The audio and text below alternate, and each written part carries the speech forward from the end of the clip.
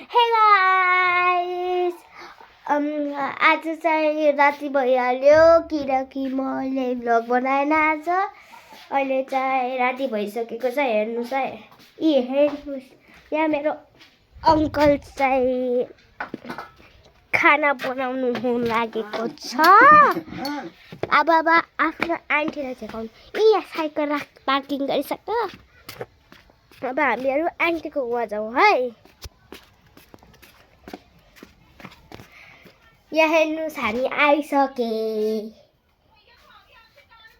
देख्नुस् यहाँ हेर्नुस् त यहाँ यिनी आन्टी भन्ने यहाँ यी मोबाइल हेरिरहेछन्। अब हामीहरू जाउँ है उतातिर अगाडि। के छ हो सोल्टिनी? अझै अहिले त राति भइहाल्यो पुरै। हेर्नुहोस् उजाडै छ अनि यहाँ तिल छ, यहाँ छ। अनि अब चाहिँ यहाँ चाहिँ उता यस्तो छ। हेर्नुहोस् त यहाँ अङ्कलको कोठा। अनि यहाँ मेरो बहिनी पढाइ गरिरहेको छ। हेर्नुहोस् यहाँ म्याथको। अब चाहिँ यो चाहिँ भ्लगमा आउन धेरै उ गर्छ कि। यहाँ हेर्नुहोस् यसको फेस। हाई गर्दै त हाई। हे गाइस भन्दै त हे गाइस भन्। ल अब चाहिँ हामी जाउँ। यहाँ बहिनी यताको लाइट बाल त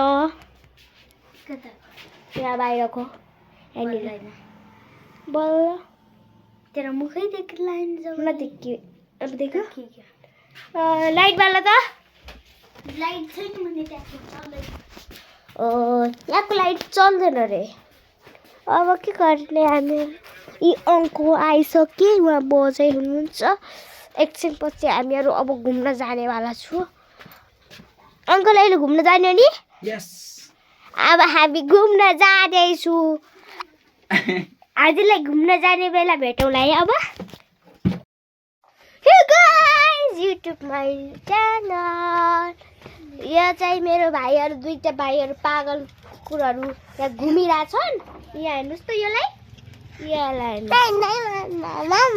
अब यिनीहरू मेरो पछाडि लागिरहेछन्। हेर्नुहोस् न म आन्टी आउनु भएको छ। अहिले हामीहरू अब घुम्न जाने बालाको छु।